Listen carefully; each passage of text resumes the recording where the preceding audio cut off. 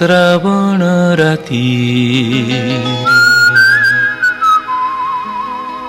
ଅଦେଖା ଛଇଥି ଛୁଆ। ନା ସେ ନେପୋଲିୟନ ଥିଲେ, ନା ହିଟଲର, ନା ରସେଲ, ନା ସେକ୍ସପିୟର, ନା ସେ ବିଥୋଭେନ ଥିଲେ, ନା ଜନ୍ ପଲ୍। ସେ ଆସିନଥିଲେ ଦାନ୍ତରେ ସୁନାର ଚାମଚ ଧରି, ଆସିନଥିଲେ ହାତୀ ଛତି ଆଲଟ ଚାମର ଆଭିଜାତ୍ୟର ସାଜସଜ୍ଜା ଓ ଜୟ ଜୟକାରର ଧ୍ୱନି ରଚିରିଜା ପଛରେ। ଏଇ ମାଟିର ସାଧାରଣ ମଣିଷଟିଏ ଥିଲେ, ସଂଘର୍ଷ କରି ଛିଡ଼ା ହୋଇଥିଲେ ନିଜ ଗୋଡ଼ରେ, ନିଜ ପାଇଁ ନିଜେ ରାସ୍ତା ତିଆରି କରିଥିଲେ, ନିଜେ ବି ପାଲଟି ଯାଇଥିଲେ ରାସ୍ତା ଅନ୍ୟମାନଙ୍କ ପାଇଁ। ହଁ, ସେ ଥିଲେ ଲକ୍ଷ ଓଡ଼ିଆର ମଉଡ଼ମଣି, ଓଡ଼ିଶାର ସାଂସ୍କୃତିକ ସାମ୍ରାଜ୍ୟର ମୁକୁଟବିହୀନ ସମ୍ରାଟ। ସେ ଥିଲେ ଓଡ଼ିଆ ସଙ୍ଗୀତର ବାଦଶାହ, ବେପରୁଆ ବାଦଶାହ ଅକ୍ଷୟ ମହାନ୍ତି।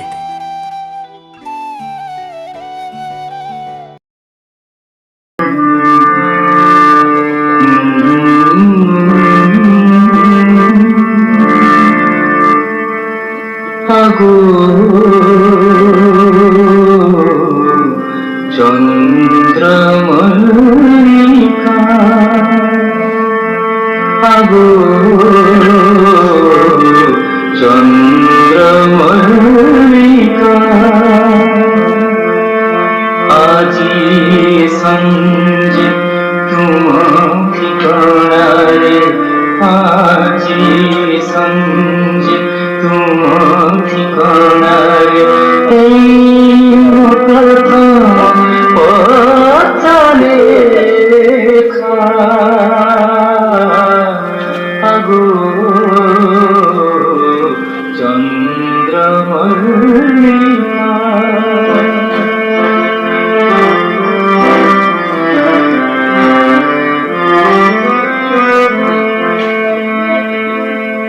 বহু হিমন্ত বিতিছে মোর বহুত বর্ষা রাতি, বহু বসন্ত ঝড়ে ধরেছে মো নিরীহ ছাতি। আজি ক্লান্ত পথিক ভুলিବାକୁ ଯାଇ, କ୍ଳାନ୍ତ ପଥିକ ଭୁଲିବାକୁ ଯାଇ, ବିଗତ ରାତିର ଭ୍ରାନ୍ତ ତାଳିକା আগো চন্দ্রমল্লিকা।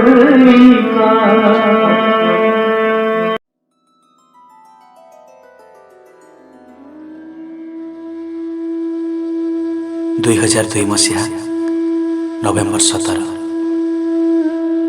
ଠିକ୍ ଅପରାହ୍ନ 3:50 କଟକ ବଡ଼ ଡାକ୍ତରଖାନାର ଇନସେଣ୍ଟିଭ୍ କେୟାର ୟୁନିଟ୍ରେ ଶେଷ ନିଶ୍ୱାସ ତ୍ୟାଗ କଲେ।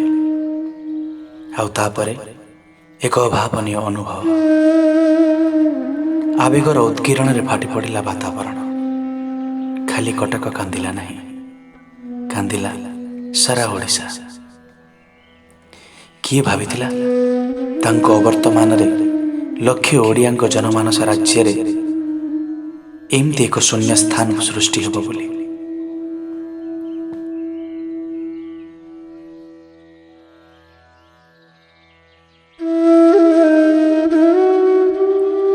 ଅକ୍ଷୟ ମହାନ୍ତି ଆଉ ନାହାନ୍ତି। ଚାରିଆଡ଼େ ଚାପା ଗୁଞ୍ଜର, ମେଘାଚ୍ଛନ୍ନ ଆକାଶ ଭଳି ସବୁରି ମନ, ସମସ୍ତେ ସ୍ତବ୍ଧ। ବୁଢ଼ାଠୁ ପିଲା ଯାଏ ସମସ୍ତଙ୍କ ଆଖିରେ ଲୁହ, ସମସ୍ତଙ୍କ ଅନ୍ତରରେ କୁହ, ଆହା, ଅକ୍ଷୟ ମହାନ୍ତି କ'ଣ ସତରେ ଚାଲିଗଲେ? ସମସ୍ତଙ୍କ ମନରେ ଏଇ ଗୋଟିଏ ଭାବନା। ଝିଅମାନେ ସେମାନଙ୍କ ଭାଇକୁ, ଯୁବତୀମାନେ ସେମାନଙ୍କ ପ୍ରେମିକକୁ, ଟୋକାମାନେ ସେମାନଙ୍କ ଅତି ପ୍ରିୟ ଦୋସ୍ତ ଖୋକା ଭାଇକୁ, ଆଉ ବୁଢ଼ାମାନେ ସେମାନଙ୍କ ରସିକ ଗାୟକକୁ ହରାଇ ବସିଲେ। ଦୁଃଖଦ ଦୀର୍ଘଶ୍ୱାସ ଆଉ ଶୋକର ସାହାନାଇରେ ଫାଟି ପଡ଼ିଲା ଆକାଶ। ସେଦିନ ସତୀ ଚଉରାରେ ବି ସେହି କି ଦାରୁଣ ଦୃଶ୍ୟ। ସମଗ୍ର ସିନେମା ଜଗତ ଉଠି ଆସିଥିଲା ତାଙ୍କର ଶେଷ ଦର୍ଶନ ପାଇଁ। ଦେଖିଥିଲା ଦୁନିଆ ତାଙ୍କର କେତେ ଆପରଣ ସାଥୀ ସାରଥୀ, କେତେ ବନ୍ଧୁ, କେତେ ପ୍ରଶଂସକ।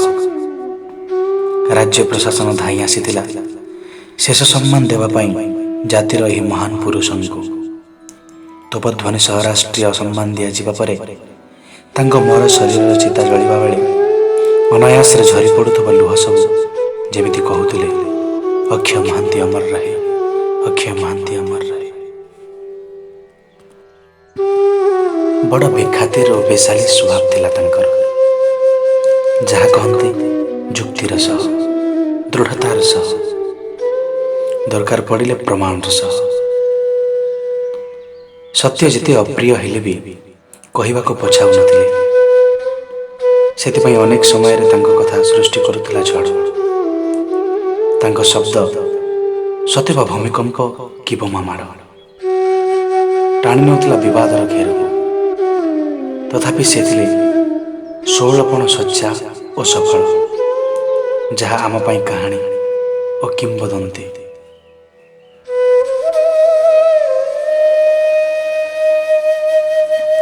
ଏତେ ବଡ଼ କଳାକାର ଅଥଚ ନିସ୍ୱ। ଜୀବନ ସାରା ଓଡ଼ିଶାକୁ ଓଡ଼ିଶା ବାହାରେ ପରିଚିତ କରି, ଓଡ଼ିଶା ପାଇଁ ଗର୍ବ କରି ସଙ୍ଗୀତ ଓ ସାହିତ୍ୟର କୋଣାର୍କ ଯିଏ ତିଆରି କରିଥିଲା, ତାକୁ ତା ଜୀବଦ୍ଦଶାରେ ଏହି ଜାତି କିମ୍ବା ସରକାରଙ୍କ ତରଫରୁ କୌଣସି ସମ୍ମାନ ମିଳିଲାନି। ଆଉ କ'ଣ ବା କରିଥାନ୍ତା ବ୍ୟକ୍ତିଟିଏ? ଚାକିରି ଛାଡ଼ିଲା, ଅନିଶ୍ଚିତତାର ଜୀବନକୁ ଆଦରେ ନେଲା। 129 ଚଳଚ୍ଚିତ୍ରରେ ଗୀତ ଗାଇଲା, 75 ଚଳଚ୍ଚିତ୍ରରେ ସଙ୍ଗୀତ ନିର୍ଦ୍ଦେଶନା ଦେଲା, 100ଟି ଚଳଚ୍ଚିତ୍ରରେ ଗୀତ ରଚନା କଲା, ହଜାର ହଜାର ଗୀତ କରି କ୍ୟାସେଟ୍ କଲା। ଆକାଶବାଣୀରେ 40 ବର୍ଷ ଗାଇଲା। ହଜାରରୁ ଉର୍ଦ୍ଧ୍ୱ ରାତି ଓଡ଼ିଶାର ବିଭିନ୍ନ ସ୍ଥାନରେ କଟାଇ ମନୋରଞ୍ଜନ ଦେଲା। ଓଡ଼ିଆ ଆଧୁନିକ ସଙ୍ଗୀତର ପରିଭାଷା ବଦଳାଇ ଦେଲା। ଡକ୍ଟର ମାନସିଂଙ୍କ ଧୂପ ପରେ ଶହ ଶହ ଧୂପରେ ଓଡ଼ିଶାକୁ ଝଙ୍କୃତ କଲା। ପୁରପଲ୍ଲୀର ଅକ୍ଷୟ ମହାନ୍ତି ନାଁ ଏକ ଭିନ୍ନ ଶିହରଣ ସୃଷ୍ଟି କଲା। କ'ଣ ବା କୁହାଯାଇପାରେ ତାଙ୍କ ବିଷୟରେ? କ'ଣ ବା ଲେଖାଯାଇପାରେ? ଯେମିତି ଶ୍ରଦ୍ଧେୟ ଅକ୍ଷୟ ନା ସ୍ନେହର ଅକ୍ଷୟ, ମର୍ଯ୍ୟାଦାବନ୍ତ ଅକ୍ଷୟ ନା ଆତ୍ମାଭିମାନୀ ଅକ୍ଷୟ, ସ୍ୱଚ୍ଛଳ ଅକ୍ଷୟ କି ଉଜ୍ଜ୍ୱଳ ଅକ୍ଷୟ, ଆତ୍ମବିଭୋର ଅକ୍ଷୟ ନା ବିଚରା ଅକ୍ଷୟ।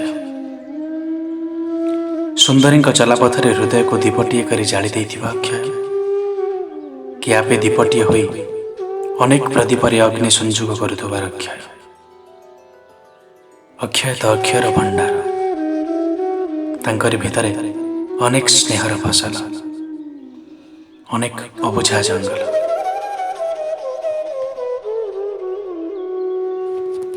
ଯିଏ ନିଜେ ହିଁ ନିଜର ପରିଚୟ, ତାଙ୍କୁ କେଉଁ ବିଶେଷଣର ଆବଶ୍ୟକତା ନଥାଏ। ଅକ୍ଷୟ ମହାନ୍ତି ଏକ ବେପରୁଆ ବାଦଶାହର ନାଁ, ଏକ ଚର୍ଚ୍ଚିତ ନାୟକର ସଂଜ୍ଞା, ଯିଏ ପାଲଟି ଯାଇଛି ଗୋଟେ ଜୀବନ୍ତ କିମ୍ବଦନ୍ତୀ ପୁରୁଷ।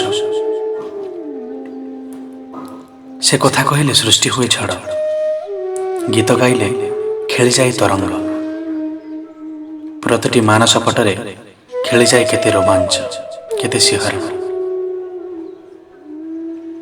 ଅକ୍ଷୟ ମହାନ୍ତି ଆଧୁନିକ ଓଡ଼ିଆ ସଙ୍ଗୀତର କର୍ଣ୍ଣଧାର, ଏକାଧାରରେ ଗାୟକ, ଗୀତିକାର ଓ ସଙ୍ଗୀତକାର।